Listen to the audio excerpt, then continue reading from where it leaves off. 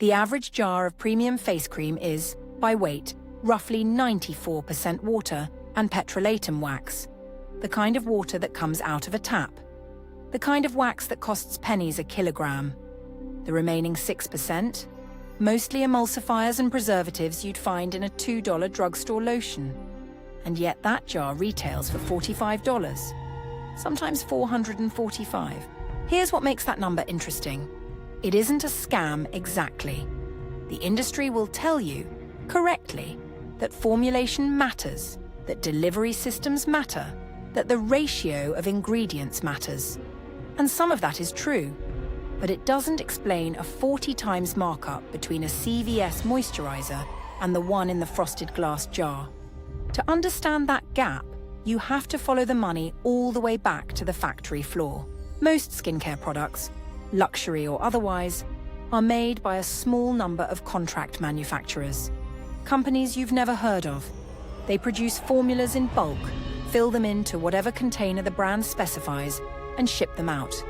The same base emulsion might be filled into a plain white tube that sells for $3 and a heavy glass pot with a silver lid that sells for $60. Same factory, same batch, different story on the label. The formula itself is governed by something called an INCI list, the ingredient declaration on the back of every product, listed in descending order by weight. Read any of them, luxury or budget, and the first ingredient is almost always aqua, water. Then comes something like glycerin, then a wax or oil, then a handful of emulsifiers with long chemical names. By the time you get to the thing on the front label, the rare alpine flower, the Swiss glacier extract, you're down to concentrations of less than 1%, often a fraction of that. That fraction of a percent is doing a lot of marketing work, and the industry is very good at making it sound transformative. A botanical extract that was added at 0.1% concentration will anchor the entire campaign. The product gets named after it. The packaging evokes it. The price reflects it. But at that dilution, the extract has no measurable effect on skin. The published studies, when they exist at all, were conducted at concentrations 10 to 50 times higher than what's actually in the jar.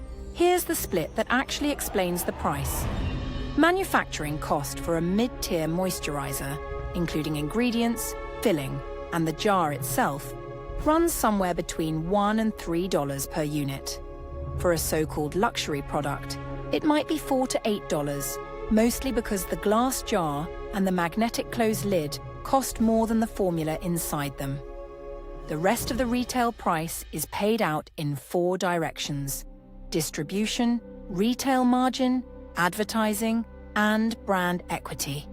And those 4 things, not the cream, are what you are actually buying. Retail margin alone typically runs 40 to 60% of the shelf price. The store takes it off the top before anyone else sees a cent. Then the brand's own gross margin. What's left after manufacturing and the retail cut usually sits between 70 and 80% for premium lines, meaning for every $45 jar, somewhere between $30 and $36 is covering marketing, executive salaries, shareholder returns, and that fragrance that makes you feel like you're somewhere expensive when you open the lid. The fragrance, by the way, is worth pausing on. It has no skincare function whatsoever. It's there entirely to manufacture an experience, a sensory cue that tells your brain the product is rich, effective, serious. Fragrance is also one of the most common sources of skin irritation in topical products. Dermatologists have known this for decades, and yet it stays in the formula because it sells. The feeling of luxury is the product. The cream is the delivery mechanism for the feeling. The packaging deserves its own line item. The jar strategy is particularly effective because heavy glass reads as expensive regardless of what's in it. There's actual research on this. Weight correlates with perceived quality in consumer psychology. A manufacturer can spend $2 on a glass pot with a heavy base and increase the perceived value of the contents by 30%. The industry knows this. That's why budget lines come in plastic tubes and premium lines come in jars that feel like they belong in an architect's bathroom. Then there's the ingredient naming game. The same substance can appear on an INCI list under its plain chemical name, say sodium hyaluronate. Or it can be marketed as micro-infused hyaluronic acid complex with time-release technology. Same molecule. The complex and the technology are marketing language with no regulatory definition.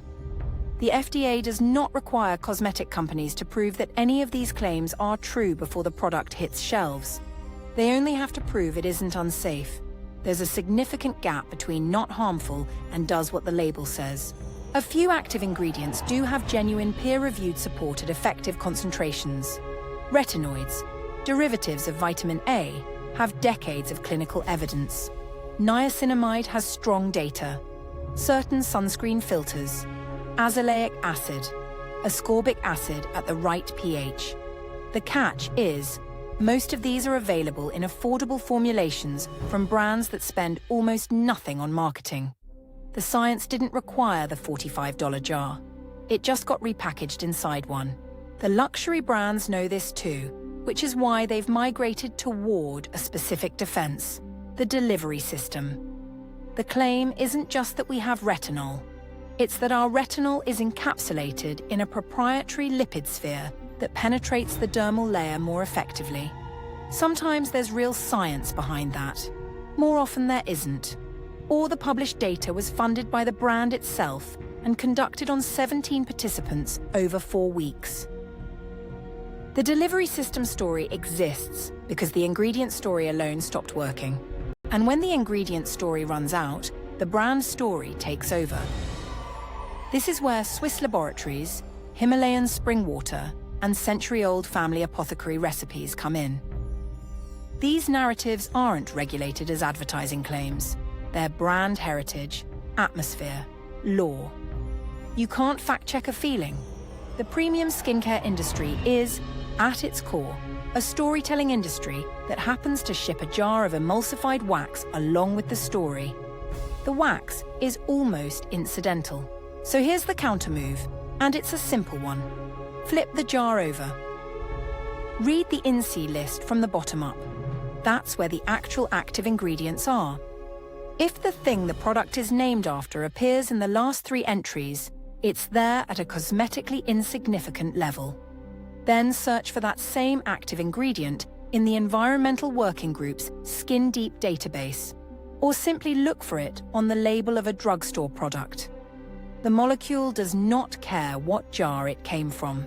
The brands that consistently top dermatologist recommendation lists, CeraVe, Vanicream, La Roche-Posay's basic lines, spend almost nothing on celebrity campaigns. Their margins are tighter, their jars are lighter, their formulas are, in several independent analyses, functionally identical to products costing 8 to 10 times as much. The difference is not in the emulsion. It's in who paid for the frosted glass and who paid for the billboard. That's the whole machine. A commodity formula, a fraction of a % active, a heavy jar, a story about glaciers, and a retail margin large enough to fund a small film studio. The cream doesn't transform your skin.